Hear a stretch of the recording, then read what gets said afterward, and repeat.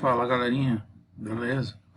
Então na aula de hoje nós vamos começar a falar sobre o conjunto dos números reais e a sua representação geométrica.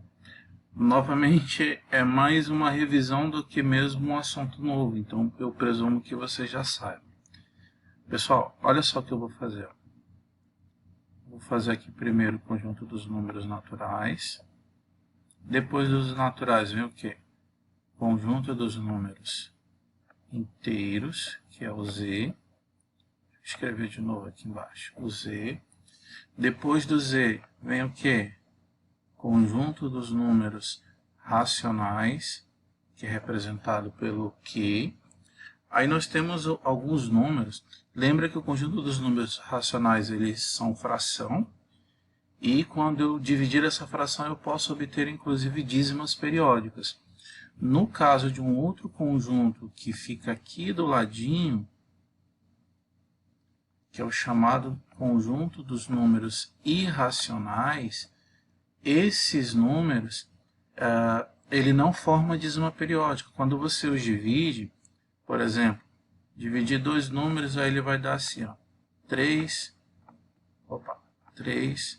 4, 9, 7, 0, 2, vai dando números aleatórios infinitamente. Então, esses números infinitos dessa forma, aleatórios, após a divisão, nós dizemos que é o conjunto dos números irracionais. Aí nós temos alguns exemplos aqui, ó, como o π é 3,14762 e por aí vai embora. O raiz de 2 é 1,54 e vai embora, e assim por diante. Então, os racionais dá uma dízima periódica, ou seja, um número que se repete infinitamente, um único, dois números, três números, mas ele se repete. Já os irracionais não há essa repetição, tá bom?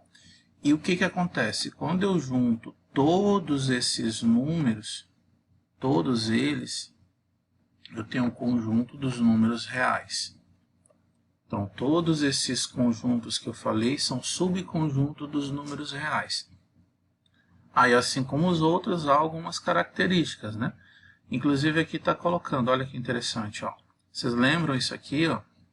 Se vocês não lembrarem da simbologia, vocês precisam revisar, pessoal.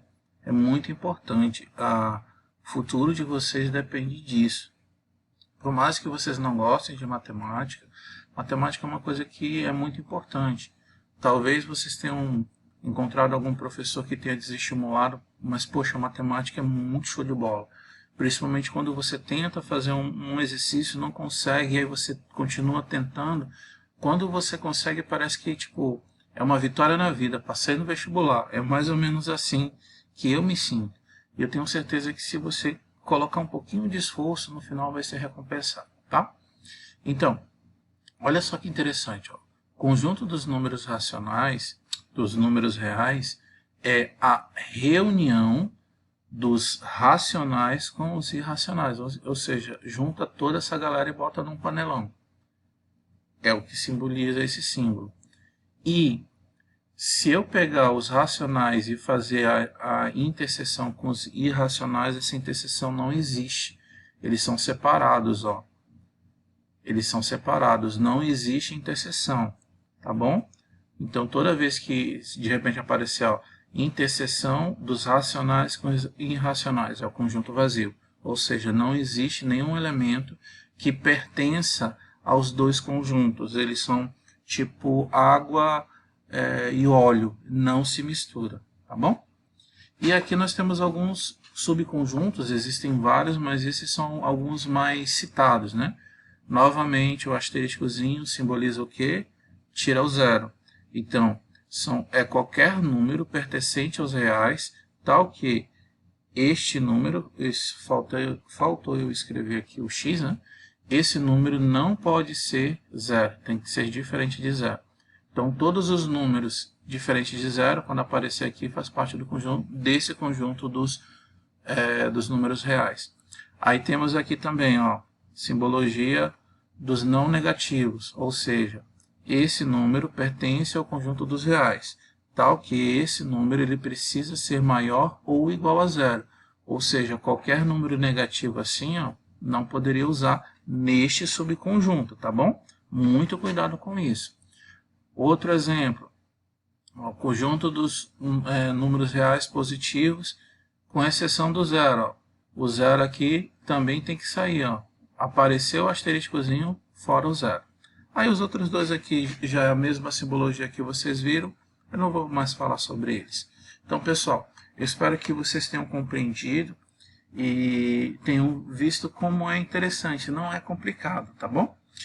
E por fim, nós temos aqui a representação geométrica. E mais uma vez, o que é a representação geométrica? É escrever o número real dentro da reta.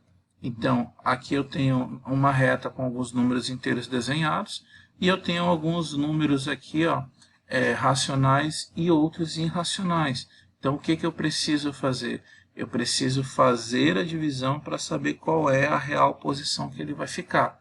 Depois você vai lá e marca. É só isso que você precisa fazer, tá bom? Eu espero que vocês tenham gostado dessa aula. Fiquem com Deus e até a próxima.